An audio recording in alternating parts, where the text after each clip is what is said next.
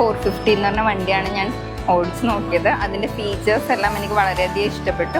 സ്പെഷ്യലായിട്ട് എനിക്ക് റിവേഴ്സ് ഫീച്ചറാണ് ഇഷ്ടപ്പെട്ടത്. അതിലേക്ക് നമ്മൾ ബലം കൊടുത്ത് വേണം നമ്മൾ റിവേഴ്സ് എടുക്കാൻ. ഇത് പക്ഷേ ഓട്ടോമാറ്റിക്കായിട്ട് നമുക്കത് റിവേഴ്സ് ആ ഫീച്ചർ കൊള്ളാം.